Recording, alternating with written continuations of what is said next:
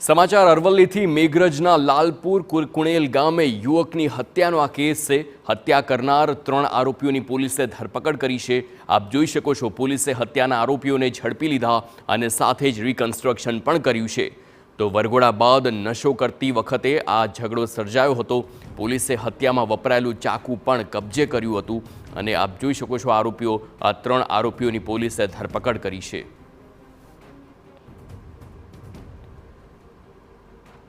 તો પોલીસે હત્યાના આરોપીઓને સાથે રાખીને રિકન્સ્ટ્રક્શન પણ કર્યું છે।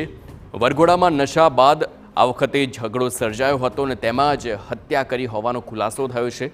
પરંતુ આખી ઘટના કેવી રીતે સર્જાઈ તેને લઈને ધરપકડ બાદ આ તમામ 3 આરોપીઓને લઈ એક ઘટના સ્થળ પર જ તમામને લઈ જવાયા અને આખી ઘટનાનું રિકન્સ્ટ્રક્શન પોલીસના ચુસ્ત બંદોબસ્ત વચ્ચે કરવામાં આવ્યું છે। તેના દ્રશ્યો આ 3 આરોપીઓ ઘટના સ્થળ પર તેમને લઈ જવાય છે અને કેવી રીતે આખી ઘટના બની, હત્યાની ઘટના કેવી રીતે થઈ, કેવી રીતે હત્યા કરવામાં આવી છે, આખરે શું ઘટના બની હતી, કયા કારણસર આ હત્યા થઈ છે, તે તમામ તે સ્થળ પર જઈને પોલીસ તેની તપાસ કરે છે।